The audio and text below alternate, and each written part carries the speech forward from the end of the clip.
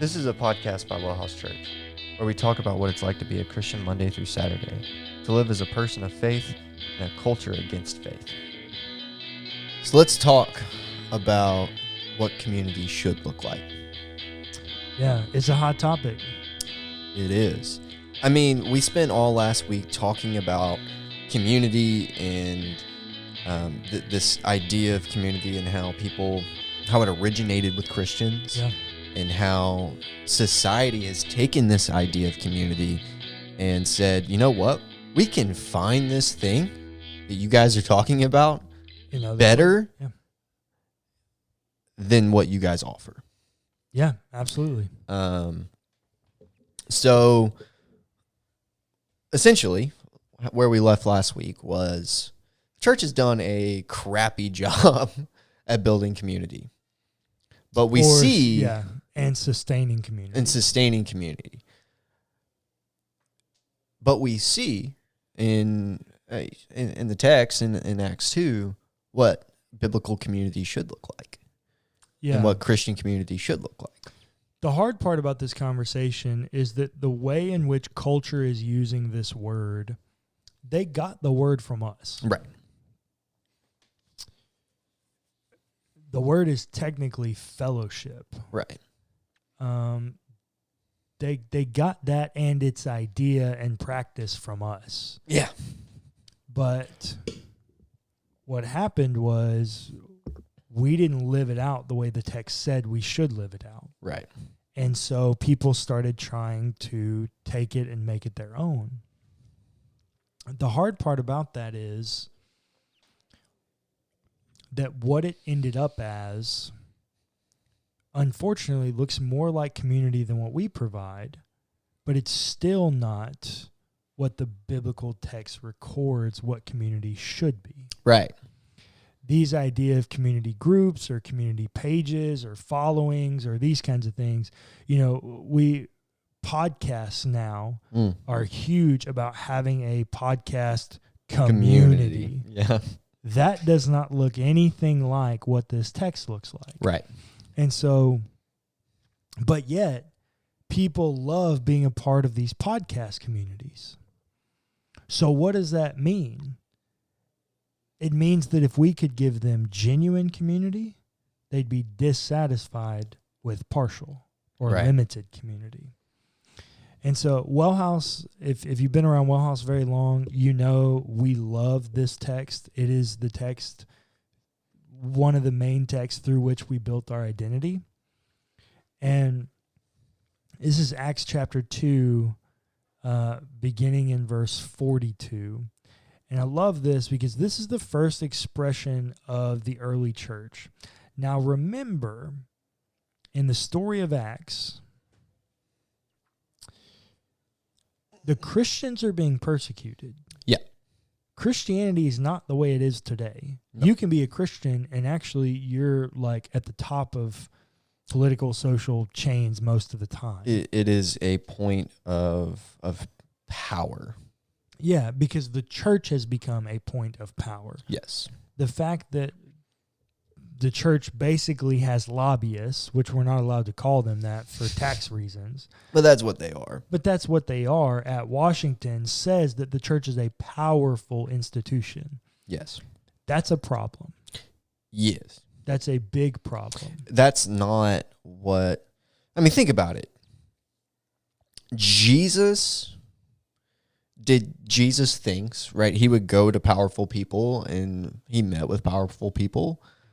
But he himself never put himself in a place of power. Nope. Actually, his ultimate position of power is the ultimate form of humiliation on the cross. Yeah. The direct opposite of what the church has become, at least in America, right? Yep, for sure. Yep. And in Europe, in some places, right? Yep. Like,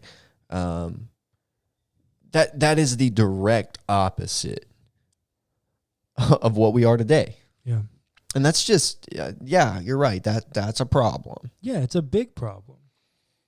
And because what do you do to keep power? You oppress people. You oppress people.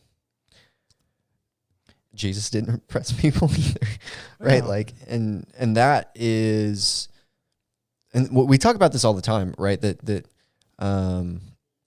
you know, ideals and culture trickles down from the top. Yeah. And if the church is a powerful institution, and to keep power, we're oppressing people, Yeah. that culture trickles down. Yeah. Creating this horrible idea of community. Yeah, absolutely. When community is based on a foundation of power, we've missed the point. Yeah. And so the church arises because they're being persecuted. Remember, Right. Paul is the one, or Saul is the one persecuting them. And I would like to point everyone to 1 Peter. He literally is writing to the persecuted Christians. Like, that's Yep. what he says is Yep. the exiled Christians of these places, right? When Like, Paul stops persecuting them, that doesn't mean the persecution stops. No. I mean, don't forget that in the year 70, AD 70, they're so persecuted that the temple is destroyed yeah. by Nero. Yeah. Like, persecution is rampant in them. And so they made community as a form of survival. Yeah. They were That's- forced to. That's why we lost it. Yeah. Because we didn't need it to survive anymore. Yeah. And when we didn't need, what do we always say? Those who were once oppressed become oppressors. Yep. The church did that. That's the progression in history of the church. Yep. I think that's fair. Unfortunately. Yep. As soon as the church became a powerful institution, I don't know, I would probably even start with the quote founding of the Catholic Church, right? Like, Mhm. that's probably where that started. Yeah, I think once something becomes about power, you no longer need community. Yeah. And that's where we lost it. But we need to return back to it. Yeah. Because we're on a trajectory as more people are not identifying as Christians or not identifying with any religion, we are going to return eventually to a place of persecution. Yep.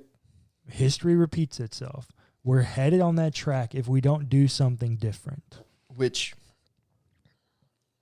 if you haven't figured it out, the right answer is we got to relinquish some power. Yes, absolutely. We got to stop making it about power and money. Yep. It's got to go back to about people. It's got to go back to being relational. It's got to go back to community. And so in this cultural context of this oppression and persecution, this is how they chose to live out their faith. And it's the idea of the community of the believers.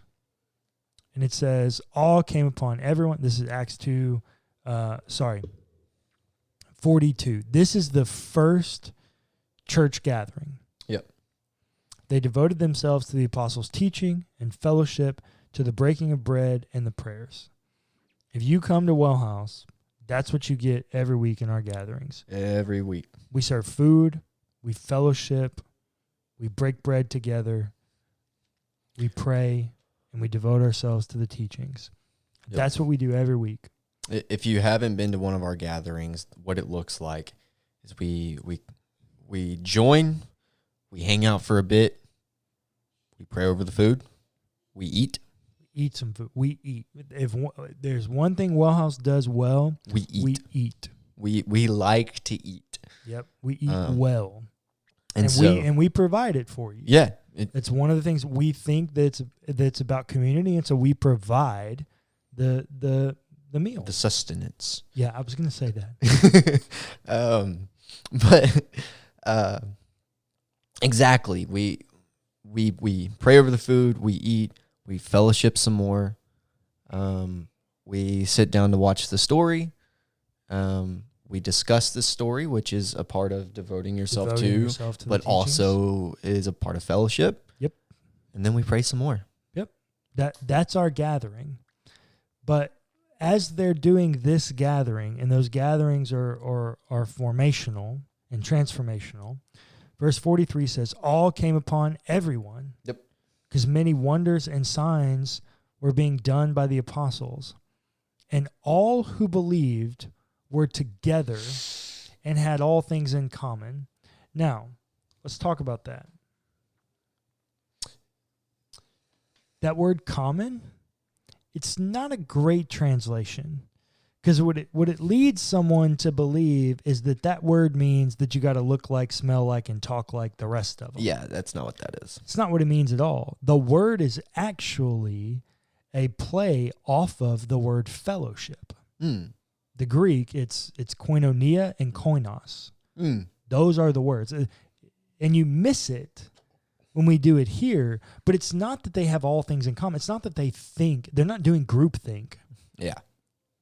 It's genuinely that, like, they're dedicated to the fellowship. Like, the fellowship is what holds them in common, but it's not that they all look alike or think alike. That's a misunderstanding of what that text is saying. Yeah, it's further expounded on in verse 45. They would sell their possessions and goods and distribute the proceeds as needed.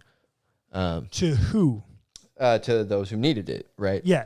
All as any had need. I had a professor tell me one time in Greek, hey, you know what a great preaching illustration is? Do you know what the word all in Greek means? All. It means all. There's nothing special about it. Yeah. Now notice the caveat that's provided in verse 44. All who believed were together. Yeah. What do we get in 45? That just all.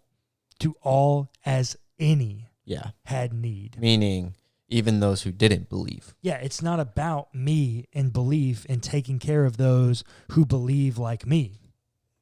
Let's rewind. Mm-hmm. We stopped doing that a long time ago, and that is why the social justice initiatives that the church had started, caring for the widow and the orphan, the hospitals. Yep. That's why those got taken away from us. Yeah, because we weren't doing it well anymore. We stopped doing that. Yeah, we stopped caring for individuals. We stopped caring for people, and we began to care for how people acted. Yep. If you didn't act like me or you didn't do the things I thought you were supposed to do, well, I no longer cared for you. Unless you could conform to the image that I wanted you to look like. If you couldn't show up in your Sunday best. Or if you couldn't stop drinking, or if you couldn't stop smoking or cussing or whatever thing. Or running with girls who do. Yeah, whatever thing you had. Yeah.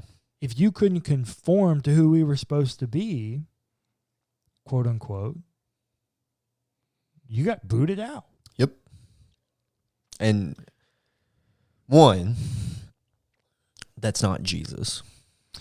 Well, it shows you the difference between oppressed and oppressors.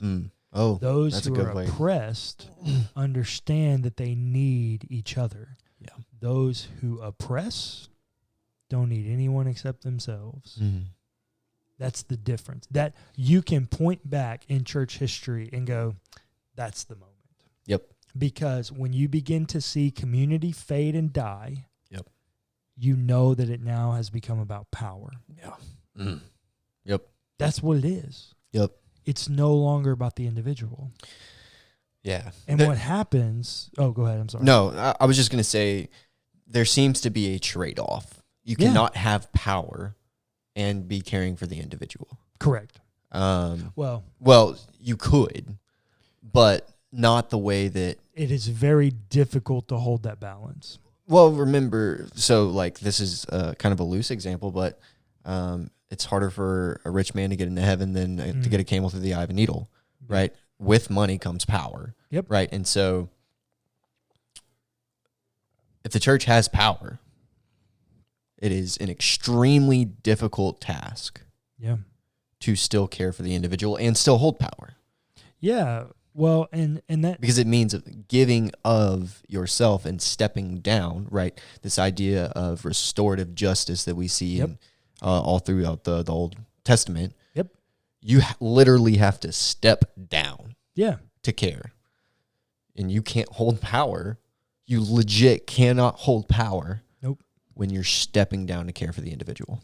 Yep. That's the deal. You're relinquishing that position of authority in order to get down on the same level of those you care for. That's right. That's community. Yep. Community is not something that comes from the top down. Yep. It's something that exists on the ground floor, and that's the only place it exists. Yeah. So There's no other way to look at it. And if it's built at the top, I don't know why I'm just thinking about this. If it's all built at the top, could we not take everything that we have up here with all of this power and bring it all down and spread it farther out on the bottom level? Well, you could, but here's what happens. The minute you take it off that position of power, you lose power. And when you lose power, you lose money. Sure. And so that's why I say it's a difficult balance. I mean, you think about the average church today in America, statistically, the average church in America exists this way. 30% of their budget goes to their building. Yeah. 50% goes to staff. Yeah. What's left? Not much. 20%. Yeah. 20% of monies is left for ministry. Yeah. And most of that's ate up in curriculum for Bible studies. A lot of it's ate up in the production side of running a creative arts department. Which is why we decided to do WellHouse the way we did. Yeah. So that we had more of our general budget to do ministry. Yeah. Well, and it's designed around community. Yeah. You're not going to come to a well and not be cared for. No. It's impossible. That's how it's designed. Well, and if we find out that is happening, we will be having conversations with people. WellHouse is such that that's our identity. If that's happening repeatedly, we'll shut wells down. Oh, yeah. Like that. That's not how we're going to do things. No. Because here's the thing. Verse 46. Day by day. Mm-hmm. Community is not something you can get one day a week. No. Community is something you have to live, something you have to embody, something you have to consistently be participating in. Yep. Day by day. This is a rhythm of life for them. Now, I'm not as familiar with ancient culture as you. Mm-hmm. But that leads me to believe that they're hanging out every day. Mm-hmm. They see each other every day. They're hanging out every day. And in modern culture, because we are so focused on the pursuit of the white picket fence and the American dream, we are constantly working. 401k. Yeah, we are constantly working. We're constantly doing whatever. And lots of us are working and doing jobs that are unfulfilling. Yeah. And it's just emotionally and physically draining that we come home, we crack a beer and sit in front of the TV. Yep. We go on autopilot. Yep. And that is also detrimental to community. It is. Because here's the deal. How do you deal with those stressful situations? You should be going to your community. Yeah. So we were just hanging out, and I'd had a rough day, had a rough couple of days, and I just went to my dad's and was like, "Hey, Dad, kind of having a rough day. You mind if we just like go outside and smoke a pipe together?" Go outside. Clayton shows up, and it's like, "Oh, we're just chilling." By the time we left that, my mind was no longer on the stress of the day that I'd had. It's within the fellowship of people that you receive encouragement. And this is why we can say at WellHouse that we believe that the love of God is experienced through the people of God. Because love is something tangible through two humans. Yeah. And it's also why we say that it is impossible to truly have full restoration without community. Yep. Because the experience or the love of God is experienced through the people of God. Yeah. We have to have community. We have to be in that every day. Yeah. Meeting with our community. That's why we've designed it to have ripples. Yes. So that Yes. you can be in your community day in and day out. Or at least a pocket of Right. community. Because that's the thing that I also think is interesting. Day by day, as they spent much time together, Yeah. they're spending a lot of time together. And it says, in the temple, they spend time together in the temple, comma, dependent clause, they broke bread at home and ate their food with glad and generous hearts. Praising God and having the goodwill of all the people. Once again, the all. Yeah. It's about everyone, but they're not only just spending time at church. Yeah. They're spending time at each other's homes. They're spending time with each other in their homes. That's community. If community is isolated to that big building with the steeple, we've missed the point. If community is isolated to a Facebook page, we've missed the point. If community is isolated to anything that doesn't allow you access to a person's home in moments of trial, we've missed it. And let's leave it with this. In the last part of verse 47, it says, "And day by day, the Lord added to those who were being saved." Added to their number. Day by day, the Lord added to the number those who were being saved. Day by day. These people, it literally, we've been finding and we've been doing all this research for the last, several decades. How do we grow our churches? Yeah. How do we save more people? This is how, y'all. Yeah. Right here. Community. If we did community correctly, if we created a place where people could be real, be relational, we would see more people be restored.